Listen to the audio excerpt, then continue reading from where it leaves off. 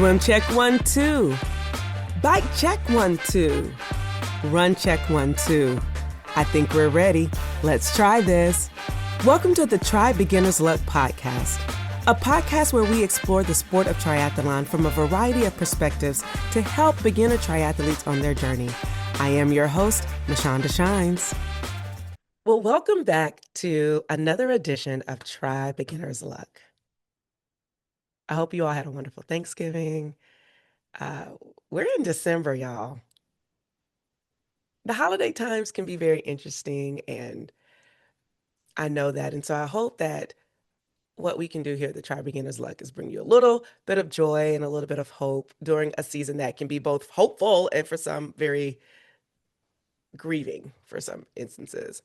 But one thing I know for sure is that when you try, literally and physically, and it really makes things better and it makes you feel better. Movement, and being in community is quite magical. And I know that to be true for our current guest. Fun fact, I think we might have known of each other and had met each other very loosely around town and at various races. But it wasn't until we were at the gym swimming in lanes side by side that I think she recognized me. And when I came up to the locker room and I started talking, it was like, wait, you're that girl. And we've been connected ever since. Today's guest embodies everything that we love to celebrate here at Try Beginner's Luck, from courage, community, and the beauty of saying yes, even when you're unsure. Her journey into triathlon began during a season of major personal transitions. She shared with me that she wondered, can I even complete a triathlon? And now, many years later, many races later, she stands as a powerful example of what happens when you trust the process and keep showing up. Triathlon has helped her through difficult moments, regain her confidence, and discover new layers of strength. And I've witnessed that myself, because every year it's like I'm adding something different so that I can improve. And she challenges herself in meaningful ways and has become the source of her healing, her growth, and joy. Now, this has impacted her so deeply that she has made it her mission to pour into others the same way, especially newcomers and women who may be doubting themselves.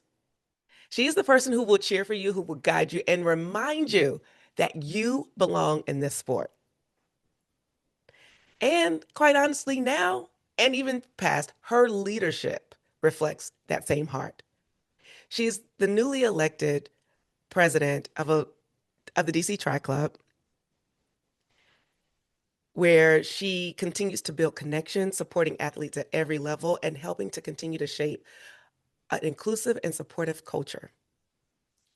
As the president, she leads with passion, intelligence, because she is so smart, and genuine commitment to community. And whether she's motivating beginners or helping someone through their first race week jitters, or bringing people together to train, learn, and grow, she knows what it's like to lead with kindness and purpose. And today, I am so thrilled, excited,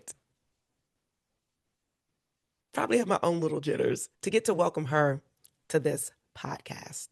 So without further ado, I get to introduce to you my friend, Madam President of the DC Tri Club, and just all around baddie, Miss Elise Serbaroli. And let me just tell you, before she fully comes on, my homegirl is from New York. As you can say, she's from New York. So, you know how New Yorkers do. I'm going to clutch my pearls now in advance as I get to welcome my friend. Elise, welcome on in to the Try Beginner's Luck podcast. How you doing? Thank you, Mashonda. I'm doing great. I'm very happy to be here. I love your podcast, and I'm honored to be one of the interviewees. Oh, you're welcome. You're welcome. Before we started, we had like a little pre-conversation, and that energy in the pre-conversation is very different than what she's giving me now. But we did have a conversation about when we're talking, we are free flowing in our conversation, and we use very colorful expressions to help amplify the moment that we're in. And I said, we have to be mindful of that during our conversation with TBL. And I think that has calmed her to like calm down a bit. But I need you to bring that same energy, my friend. Mm-mm. I'm here. Don't worry. Okay, okay. At least I really want to just start out by saying a guest we had on 2 weeks ago, Leah, who's also from New York. You guys have similar energy too, now that I'm thinking of it. Um, she had very similar experience to you, in which you said you didn't think you could do a triathlon, and at the time, she couldn't even run a mile. And now you guys are both powerful women. And my question is for you, how I'm trying to figure out how to phrase it. Like, what has that been like to go from I don't think I can do a triathlon to now doing several triathlons in a year and being the president of a triathlon club when you started in 2019? So, like, you're relatively new to sport and now you're leading the way. What has that been like for you? Um, when I came into triathlon, I I had already been running for many years, in and out. Like I wasn't like consistently running. Like I would do a race here and there and then not train for a couple of years and then decide I want to do another race. Um, I had never biked competitively or really outside of like I had a bike that I would get around town, but I had never like biked with a biking group and a proper bike. And I kind of knew how to swim, but I had never like swam for training or competitive or whatever. Um, and I think about actually when I first started running, I thought I couldn't do a 5K. Like it took me a few months in my 20s to build up from like going around the block one time to a 5K. And I kept surprising myself because then I did make it to a 5K and then I made it to a 10K and then I did a couple of half marathons. And the same thing ended up being true for a triathlon. And I think the like common denominator there is other people being around me and reflecting what I myself couldn't see, like that it's absurd that I couldn't do a 5K or it's absurd that I couldn't do a triathlon. I mean, I have all the pieces that I need to do it. You know, there are obviously barriers to complete one, but like there was nothing standing in my way physically. There was just the mental, like the thought that maybe I couldn't do it. But besides that, like obviously training, but that's what I got through the new triathlete program with like that consistency and the community. So, um, yeah, when I was doubting myself, I was lucky enough to have other people around me just telling me, keep going, keep going, keep going. You're going to do it, even though I couldn't see it myself. And so that's what you provide now for others in the program. That's what I tried to do.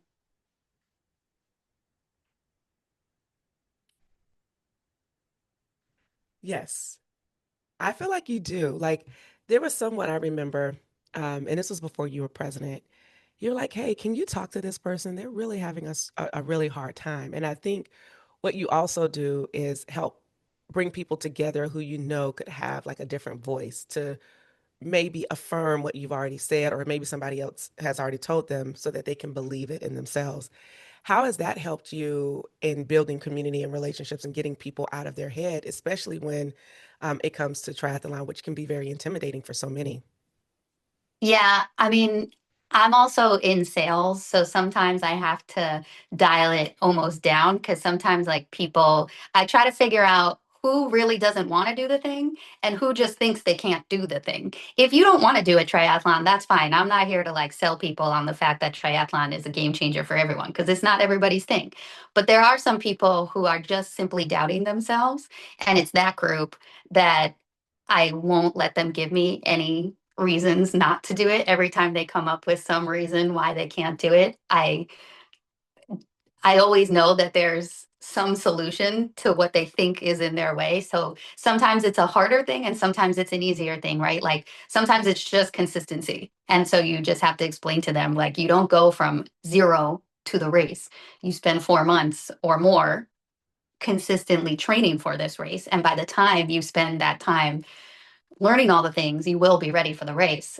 Sometimes it's like maybe they don't know how to swim. Okay, then you're probably going to need a little more time from today to your first race, but that doesn't mean that you can't get to your first race. It just means you have to learn how to swim. And you can learn how to swim if you put the time and the effort into it. So, probably sometimes I overstep and probably push people a little too hard, but I try to find that balance. And most of the time it's just like you just need a little bit of encouragement or someone else to believe that you can do it. And then you will surprise yourself. I like that. So, how does this work on you when it's time to encourage you and when you might be in those moments of doubt, like you were at one point? Like, how did you get out of that in order to flip the switch to say, no, I can do it? I think it's a constant struggle, to be honest. Some days it's someone, like even just the other day, I needed to get out. I knew I needed to get out for an hour and a half bike ride. And I was trying to find some people, but like a bunch of people were out of town. So I was like, you know what? Let me go find a group bike ride just to get me out, just to have that accountability. And now I'm, more fluent, so to speak, of finding those types of resources because I've been doing it for 5 years. But in the beginning, it was the new triathlete program or looking on Facebook for or meetup.com for running groups, for biking groups. And it's really just finding other people that are doing the thing that you want to do and showing up and challenging yourself to show up. And I've always been pleasantly surprised. I remember my very first ride with the Conti's bike shop.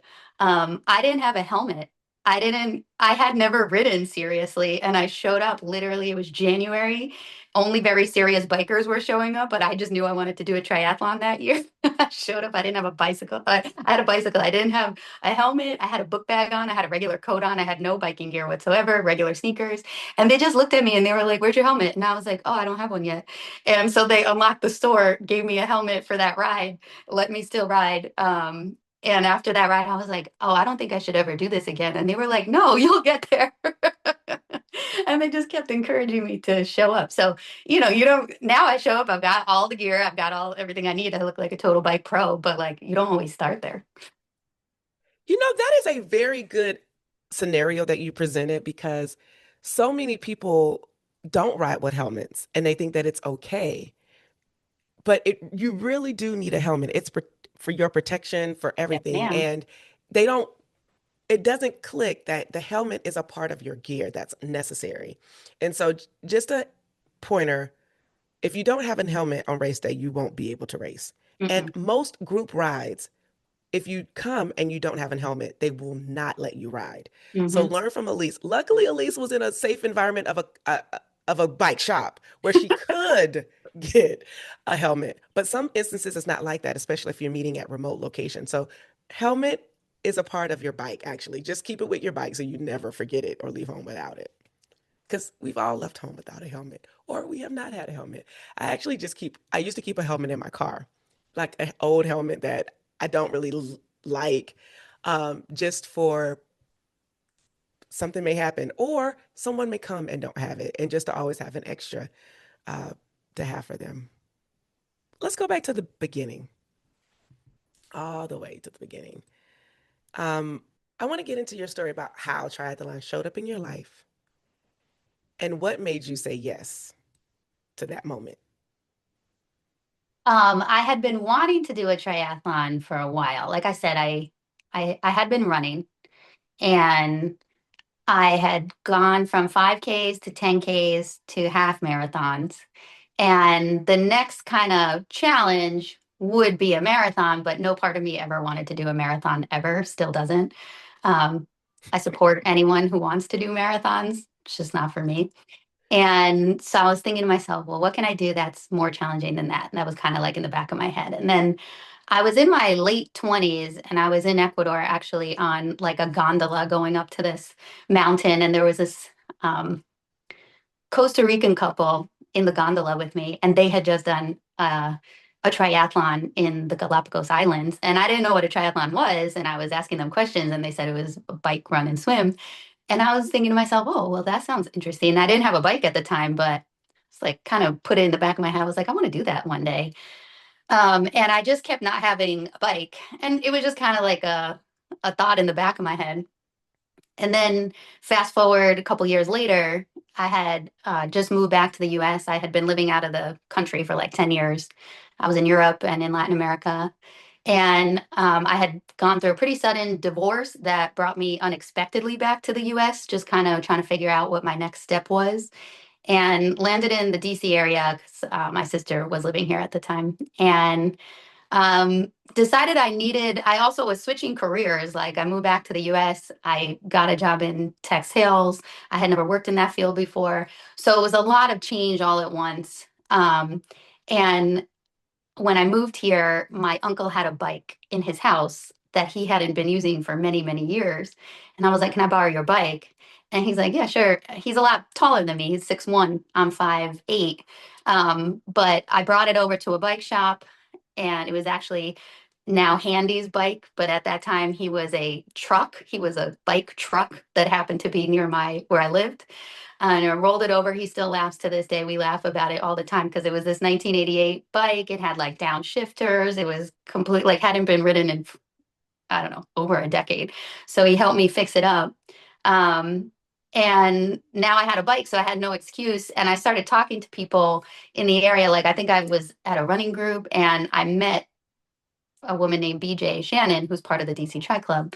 And I told her I was thinking about doing a triathlon. And she's like, oh, there's this new triathlete program. Um, you should check it out. And it was funny because I was like, I don't know if I have, like, I was, money was really tight. So I was like, I don't know if I need to pay for like a program. Like, I know how to bike and swim. Like, I mean, I've ridden a bike before and I've swam before and I've run before. So, like, what would I need a program for? And I always laugh at myself because you don't know what you don't know. And she was really very sweet and gentle about it. And she's like, there's an info session. Why don't you go to the info session?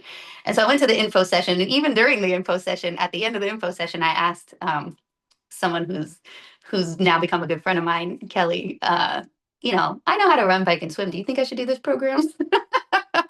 And it was kind of almost like cocky in a way, right? Like, who do I think I am that I can just do this thing? But again, you don't know what you don't know. And she's like, well, you said you're new to DC. Why don't you might meet some people. And I was like, okay, yeah, I'll do this because then I'll meet some people.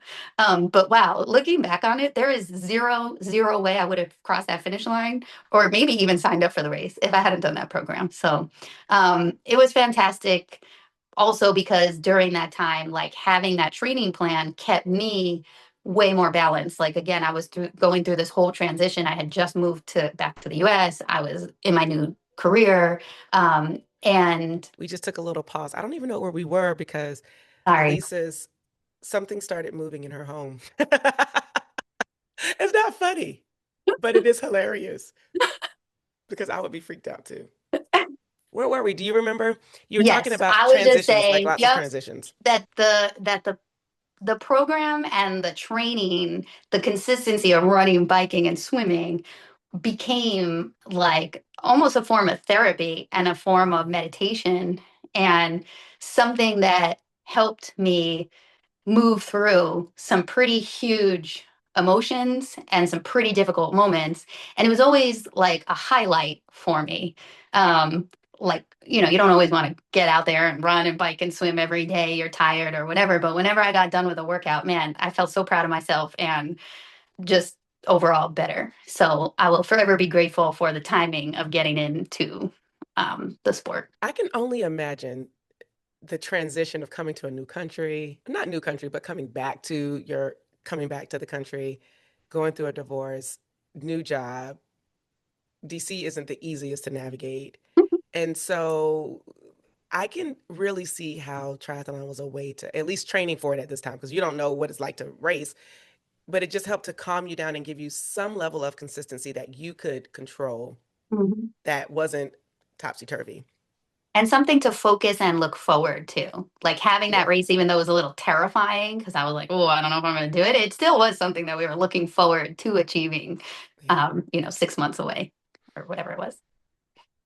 Right. And so now that you are in this program, you're trained for it, you've signed up for the race, this program has changed your whole outlook. It's race day.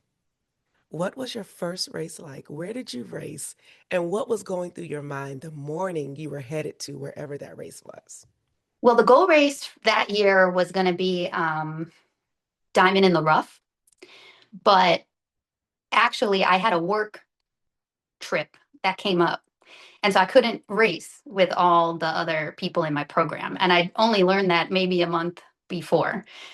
So that was pretty disappointing. But one of my now very good friends, who I had met at the very first happy hour of the new triathlete program, June and I were talking all the time. She was a huge support during that year. I didn't have a car. She would give me rides all the time, but she's also a no nonsense person, and she could see that I could do a triathlon, so she just kept telling me I could do a triathlon. And she knew that the club also had a pretty big showing at the Luray race.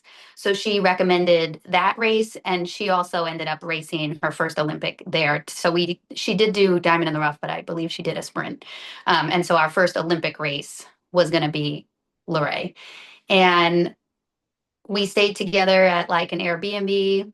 My dad also came down for the weekend.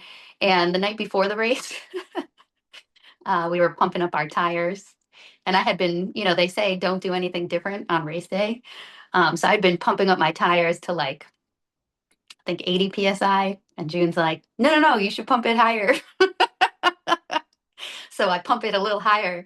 And then we go back inside. And then we hear an explosion like 30 minutes later. And it's my bike tire popped. It's like No. 9 p.m. the night before the race. Oh no. Oh But no. June is a very, very capable person, and she figured out how to change that tire for me. And um, yeah, so that was actually like a funny story right before the race. But the day of, I don't remember too much more than just being very excited and nervous and wondering if I could do the thing. That would have freaked me out. A tire blowing and you're new, it's your first time, and you're like, wait a minute, there really is something to not trying anything new on race day. Yep. And actually, now that I think about it, at every race, there's always people that are going to help you. Like there was a table there, and I did go to the table and I bought a new backup tire, and or tube. It was just the tube that popped. And the guy checked it out and made sure everything was fine. So to anyone that has never done a race, you have so much support on site the day of. So if you need something, just speak up, look for it. Someone will help you with the thing. Real facts. That is real facts. So you're here. You're at race day. You've gotten your new tube. You've gotten your bike checked out. Here we go. It is setting up for the race in transition. What was that like with everybody there setting up your first transition? Well, I would say that the program had prepared me really well for that scenario. I had done a sprint in preparation for the Olympic. And we had also done at that time, there was something called Peasant Man that was like a not really sanctioned race. So I had done a Peasant Man sprint, which was kind of like a super sprint. And then I did a sprint. And so this was technically my third race. But during the new triathlete program, they train you on things like setting up your transition zones. So I had a pretty good idea of what I needed to do. And I was ready. I had my little towel, I had everything, and my dad was there taking all these pictures. And it's actually pretty funny. My friends still laugh at how long my transitions were that day because I didn't care at all about time, like zero. I did not care. My question was, can I do this or can I not do this? Didn't care about speed. And in the transition zone, I would come in, my dad was taking pictures, I'm posing, like I was taking my time, really enjoying the race. Striking all the poses. I love it. So what was your swim like?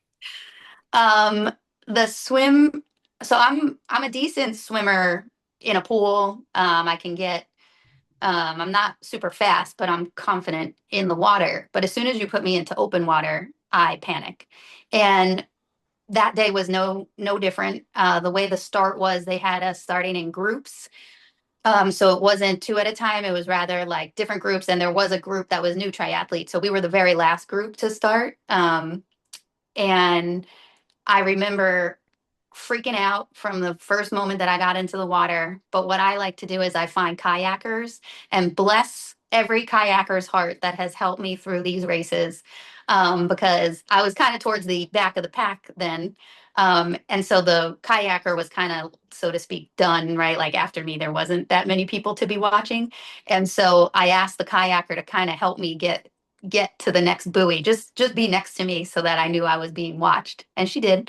And as soon as I kind of hit a groove, then I calmed down and I actually started to enjoy the swim. And by the time the swim was done, I was kind of sad to get out of the water. But she definitely helped me get to the next buoy, which is all I needed that day. And at the end of the race, we were walking back to our cars, and some random lady was like, "Great job, athletes." And then I don't know, somehow I recognized her. And I was like, "Wait, were you the kayaker?" And she's like, "Yeah, that was me." I was like, "Thank you so much." There's always somebody who's volunteering who can kind of make your day, especially and make Hmm. your race, Hmm. especially when I don't want to say especially when it's your first race, but just in general. Their volunteers really do, they're superheroes. Hmm. They are really superheroes. So you survive the swim, and now you get to the bike. This is the moment that you've been waiting for, that you started the race in January because you had this new bike with no helmet, that you went with this bike group to, get you started on your journey. And now you're here for what, 25 miles or how many ever miles the Luray distance is. What was that experience like racing for the, I guess now third time, but first official time? Well, this entire race makes me laugh really hard, actually, because there was so much that I didn't know I wasn't supposed to be doing. So I didn't realize, again, I didn't care at all about my time, Mishanda. And Luray is known to be like a very hilly race. So I would be flying down. I love going downhill. Um, but I also like on the flats, you're out in Shenandoah in the country. It's beautiful. There's birds everywhere. There's like farmland and animals. I'm out here taking pictures. I've got my cell phone on me, and I was snapping photos of how beautiful this place was. So I was just enjoying myself on that day. I don't do that anymore because I learned that you're not allowed to be doing that. And anyway, if you're trying to get a fast time, you don't really have time for that. But that day, I was just so grateful to be out there and so happy to be out there that I was just doing whatever. There's always someone who brings a new element to the podcast that I've never heard before. And today's is, and I was snapping pictures. Oh, Jesus. Probably video too. I should go back to those, but it was just probably birds. So interesting that you, I love it because that's so you. It is so you. Y'all, if you ever get to know Elise, her snapping pictures, she's going to march to her own drum beat. And that was exactly you marching to your own drum beat, not caring. I wrote down to ask about FOMO because you made a comment earlier about I had done a 5K, a 10K, and up to a half marathon and didn't even consider a full marathon and still don't consider it. And I'm like, but in the tri space, FOMO can be such a real thing. And hearing you take pictures out on your first race, it's like you don't care. I mean, you care, but you care about the things that matter to you and what brings you joy, and you're always going to honor that. And that's what that really shares. It, because I have insider information of you, you're going to honor what brings you joy no matter what. And I salute that. I don't recommend taking pictures or having your phone on the course now that Yes, I because know that will more get you about this. penalties. But yes, that is what happened that day. My mind. So, what else did you do that day that you weren't supposed to do? Because we've gone through the swim, the bike, transition times. You've already told us you were long transitions. So, what about those transitions made them so long? Bring us into that day of you posing more for pictures and taking them perhaps and It maybe having wasn't, yeah, it conversations. wasn't even, I didn't even care about the pictures themselves. Like in the transition, it was my dad that wanted the pictures. And I wasn't going to be like, hey, stop taking pictures. Cause I knew that was probably going to, he lives in New York. Like I knew he was probably never going to come to another race. Um, so I wasn't going to be like, no, don't take pictures. So I was like, all right, you want to take some pictures? Take some pictures. Again, if that happened today, I have cut down my transition time significantly. I'm very proud of my short transitions now, but I'm just telling you about that very first race, and it makes me laugh really hard, a lot. Right. Can you just give us an idea of what the transition time was I back think it then? was 7 minutes each one. I think it was like 14 minutes of transition, And what are they today? like 1 to 3 minutes, depending on the transition itself. Sometimes under a minute, like, especially if it's the bike to run, it'll be under a minute. Look at that. That's increase. That's increase. That's what it's all about. It's about learning and growing and continuing to move along. Okay, so now we're here at the run. What was the run like? The run was incredibly inspiring. I remember just realizing how many different types of athletes were out on the course, um, different ages, different sizes, different physical. Like there were a lot of athletes in this area. We have a lot of vets, so a lot of like missing limbs, missing a leg, missing an arm, and everyone's just out there challenging themselves. You could tell that there were a lot of first timers like me, or just out there doing this thing for themselves, and sometimes for other people they're honoring people that they have lost, t-shirts with cancer support, etc. But it was just very beautiful. Like, again, I'm at the back, so I'm not like in the competitive area, right? Like maybe if you're the first few runners, you don't have enough time to be observing all of these things. But from my view that day, that's what I remember the most. And I also did catch a cramp about, it's a 6 mile run, and probably around mile four, I was cramping up, and there were these two guys running together, helping each other out.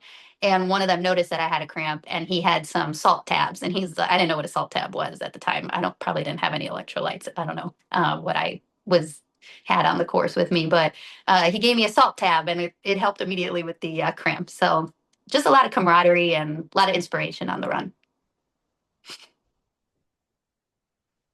That does sound like you couldn't help but be inspired and really practice gratitude in the moment of just being able to do this and then crossing the finish line for the first time and being out there. So I love it. We've had a nice little roller coaster ride with this story. We start off like, oh my God, I'm scared. This is happening. My tube blows up to I get to transition. And then the swim is like, and then I'm back in transition, chilling. Then I'm on the bike, cruising around the Shenandoah, taking pictures to coming back, and then to the run where you're like, yes, it's all for this moment of seeing people stretching themselves. I like the roller coaster ride that we just came off of. And now that you've been racing for a couple of years, I want to know if there's one race or a moment in your journey that changed you or confirmed that you were exactly where you needed to be. I think I've had that feeling often during races. Um, some races are more challenging than others for whatever reason. Maybe it's your physical capability that day. Maybe it's the weather conditions. Maybe it's what was happening in your life in the week leading up to the race or the months leading up to the race. Um, but I would say that each race, I kind of get that feeling in one way, shape, or another. Because it's always this culmination of something you've been working towards. So it's always this moment that you kind of are closing something and feeling whatever you're feeling about it, right? Maybe you're feeling proud, maybe you're feeling disappointed, but it's definitely a moment, to kind of reflect after each race. So I don't think that any one race kind of changed my life. It's a constant experience, and it's probably why I love this sport so much. And one of my goals is actually to be able to train into my 80s. So I see it as like a constant renewal, a constant challenge. There's always something new to learn. There's always something new to challenge myself within that sport. Um, So that's, yeah, there's not like one race that stands out, so to speak. And that's okay. Because what I hear is the constant evolution and the things that you get to learn along the way. And I love the fact that you want to try it into your 80s because that's something that I want to do as well. It's like as long as I have breath in my body and I can move, it is a gift to be able to do that. So, At first, I thought my 60s, and that was kind of a random number. And mhm. then at Waterman's a few years ago, there was a woman that was 81 years old doing her very first sprint triathlon. And I was like, wow, if she can do it, 80 is my new bar. Mm, And I think we just saw this year in the Ironman World Championship an 80 or 81-year-old woman finished. yes, So 80 is my new 60, I guess. yeah.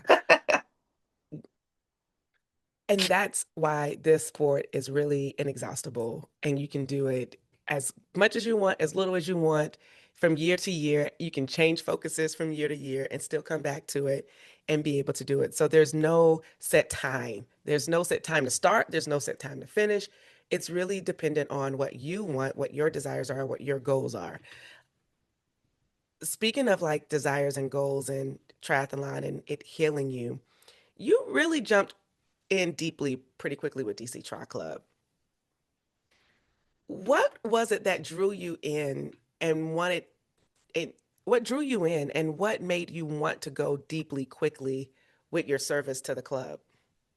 Well, in 2019, I did the new triathlon program.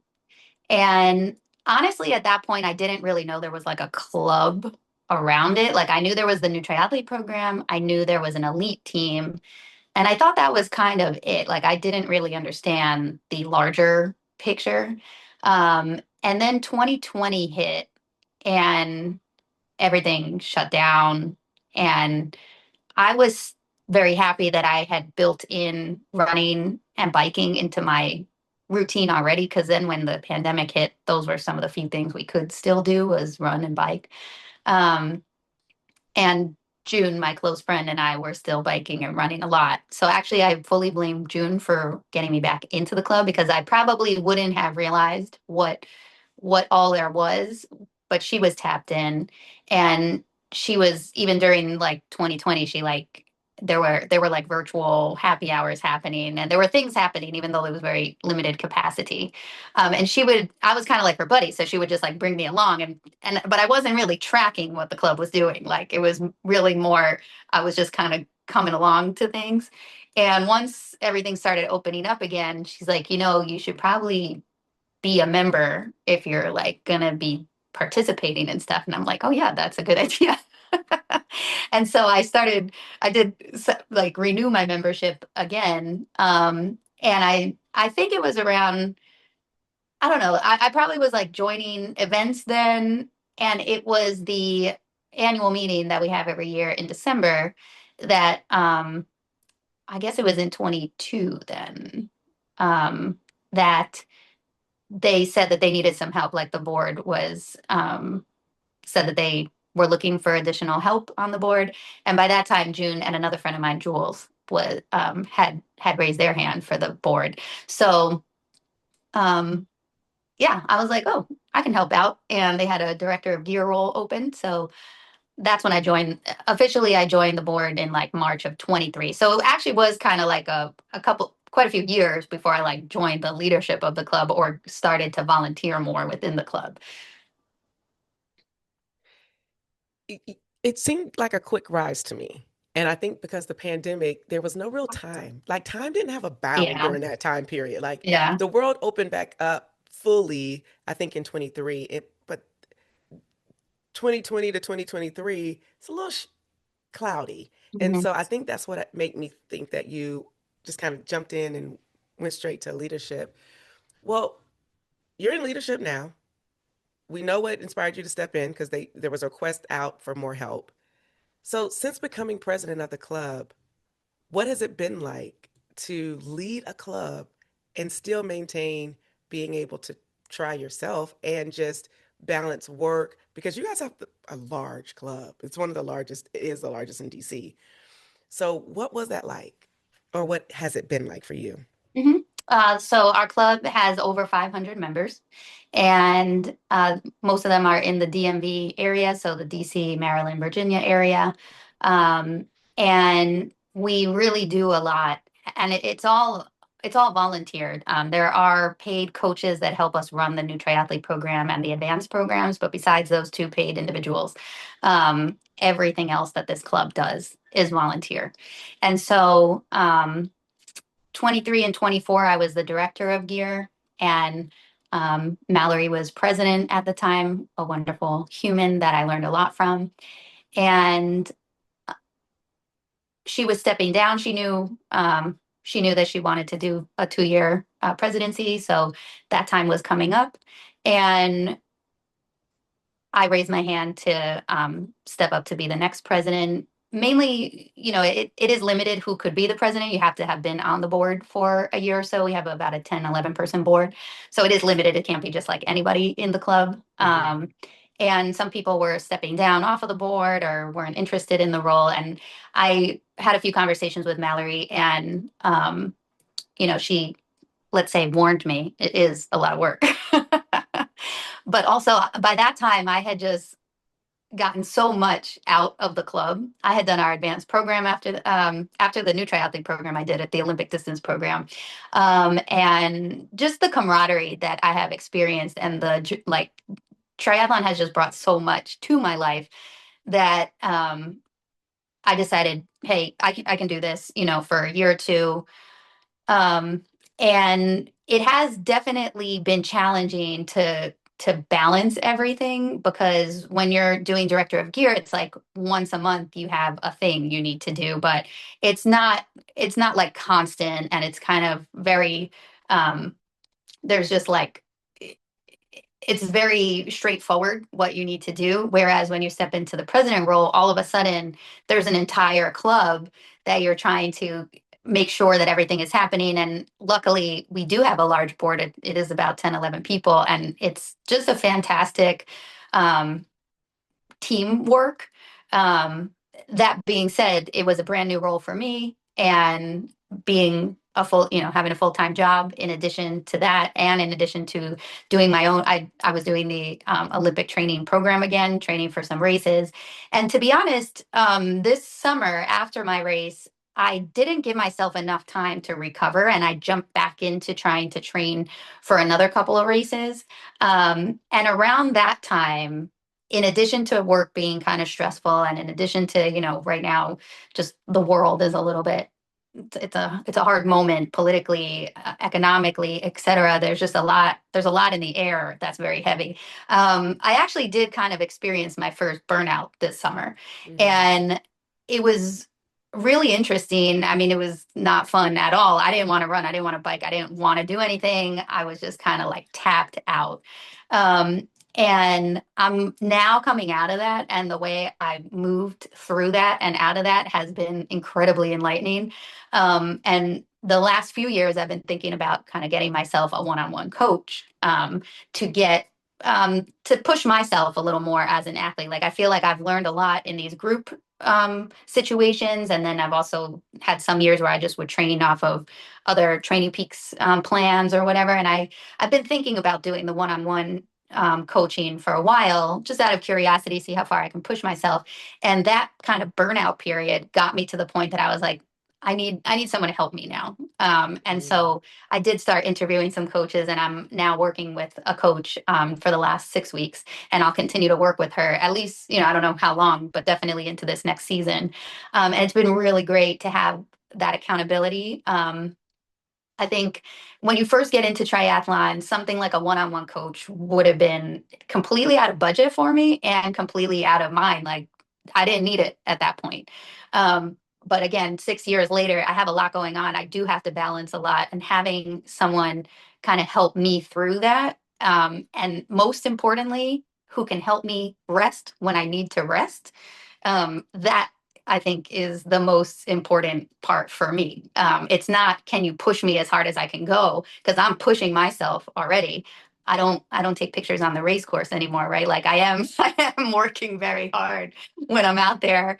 And now it's more who can kind of pull me back before I cross that line when it's too much.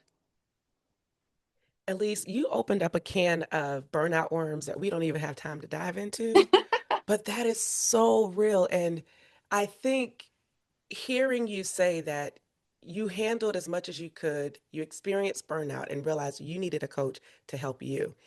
That's evolution.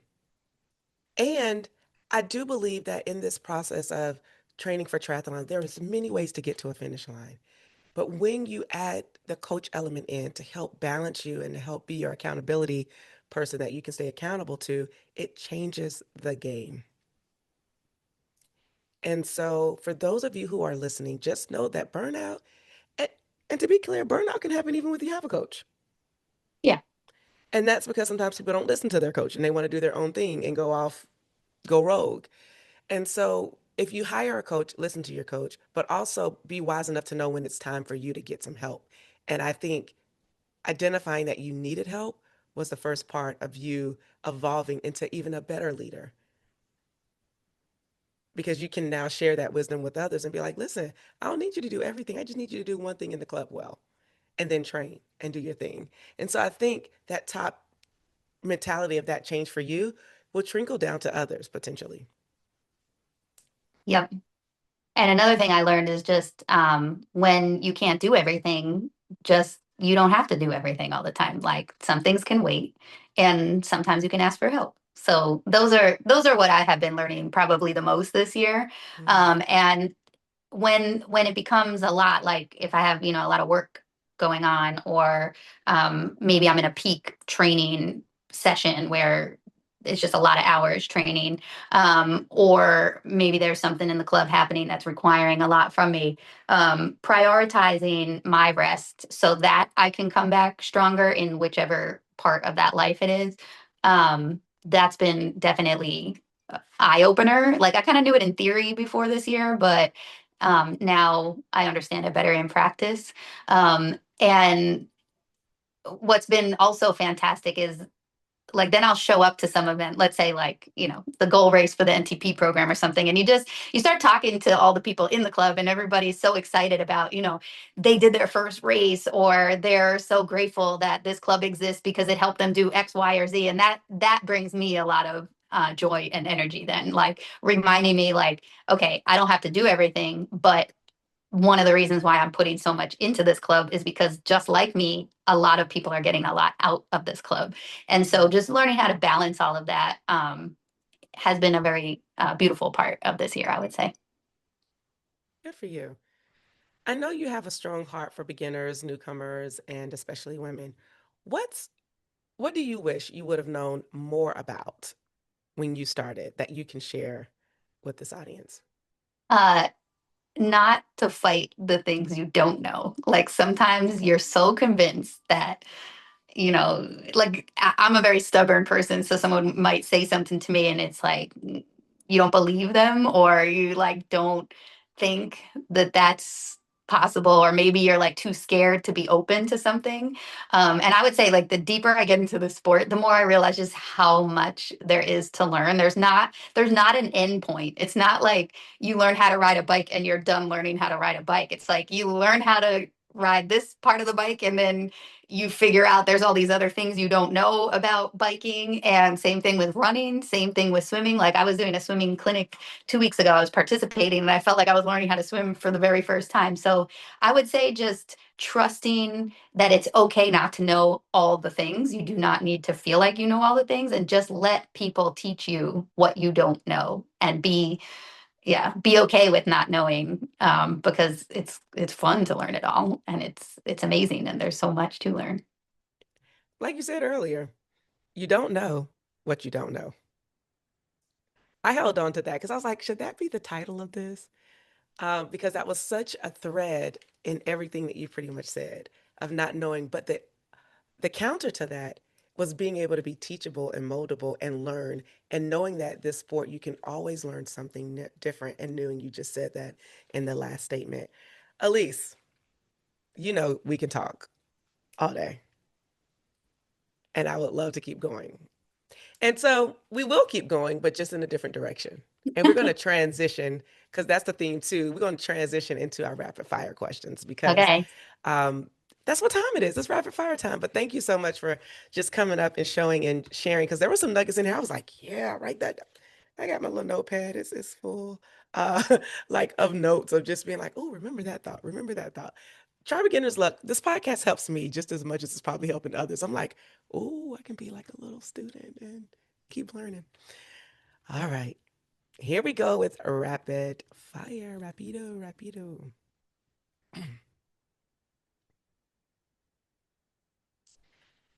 Swim, bike, run.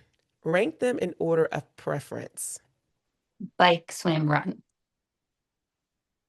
Mhm. What's one piece of gear you can't live without? Definitely my bicycle. Plural. I'm like, dang it. Everything is going to be about the bike. I need more. Let me think. What's your go-to pump up song before a race? Ooh, I have a pre-race playlist and there's some good little nuggets in there. Um, Maybe We Be Burning, Okay. but Okay. there's a whole entire playlist that gets me pumped. Okay. Dream dinner guest, athlete or non-athlete? Michelle Obama. Okay. What's a phrase or a motto that you repeat to yourself when things get hard? Breathe. Hmm. And Sunrise. if I'm perfectly honest, it would have to include a curse because the other half of that is keep effing going. I have it on a bracelet from my best friend. Yeah, I love how you were like, I'm going to just say it. Well, thank you for saying it in a very podcast friendly way. We all know what that stands for. What do you believe is your superpower in everyday life? I have been told by many people across the course of my life that one of my superpowers is that I am a very authentic person and I show up very honestly, and it allows them to do the same. Facts. I co-sign that. Okay. Are you a morning workout person or like to work out in the evening? Ooh, oh, this changes daily and it's a constant struggle. And it really depends. Group workouts that I tend to participate in are in the evening. And sometimes I just can't wake up early enough to get a workout in. So I'll work out in the evening, but I do prefer morning workouts. When I get to work out in the morning, it's a better day than when I work out in the evening. So it's a constant struggle. I hope to become eventually an all morning workout person, but I haven't gotten there yet. Do you have any pre-race day superstitions or race day superstitions? No, but I do always make sure. So I always struggle on the swim, not always, but most swims I struggle on uh, from like I know I'm going to get nervous. And so I have little things that I do. And one of them is I have these little bracelets that you gave me a long time ago, a couple years ago, that say whenever I try, I always win. And I feel like they're kind of my little super bracelets that are going to keep me alive during the swims. I mean, I don't know if they're gonna keep you alive, but they are a life raft. They'd be like, hey, a little motivating factor. Oh Yep. man, you kept those. That was at the I I had a wear them at every race. I had a pep rally for newbies Yep. who were doing their first race in DC, and I thought it was a cool idea and a cool concept that I will bring back in some way, shape, form, or fashion. Well, cool. I'm glad that that's a part of your race day preparation and maybe not a superstition. So cool. All right. Are you a transition minimalist, Goldilocks, where everything has to be just right, or your kitchen sink space hoarder? I'm probably somewhere in the middle. And again, it depends on the day. Okay. What's the best part of being the president of the DC Tri Club? All the members and getting to meet new members, but also getting to know current members a lot better. And people just continuously surprising me with how awesome they are, either because of what they're contributing to the club, the ideas they have, or just the way that they show up to different events.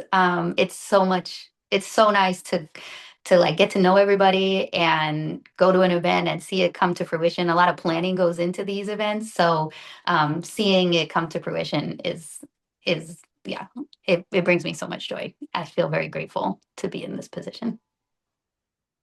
And we don't let anyone leave the podcast without being asked, do you pee on the bike or get off and take a proper pee break? I'm trying to learn how to pee on the bike, but I don't actually have to pee when I'm on the bike. It's more in the swim and in the run that I have to pee. For some reason, I really never, again, I do sprints and Olympics. So I think that becomes more of an issue when you're in the half and full iron distances that you would have to pee on the bike. I have nothing against peeing on the bike, but I don't, I haven't had to yet. And the story still continues because you're going to be doing this till you're 80. So perhaps when you're 79.9. I think it's really hard to pee when you're doing any of this. Like, I'm really impressed when people manage it, but I have nothing against it. I just don't know. It's hard. You gotta like train. That's maybe that'll be part of my 2026 training plan. Maybe. I don't know. I love it though. Elise Serbaroli, thank you. Thank you for being You, here. Mashonda. It's been an honor. It's been a pleasure. For those of you who are listening, we have this saying on Try Beginner's Luck. Whenever you try, you always win. And I believe that wholeheartedly. It may not be the win you think it is, but it is a win because we constantly keep learning and we keep growing. Be sure to share this podcast with your friends. We're on all the major podcast platforms and on YouTube and now on Substack. Hey. And so be sure to catch my afterthoughts of what I thought about this podcast with Elise on Substack as well. That's it, y'all. We going out. My name is Mashonda Miles, also known as Mashonda Shines, and we are out, everybody. Peace. Bye. Bye. Thank you for tuning in and listening to this episode. We need your help so we can continue to try at TBL. So for more information on where you can find and subscribe to this podcast, visit www.trybeginnersluck.com. And don't forget, whenever you try Beginner's Luck, you always win.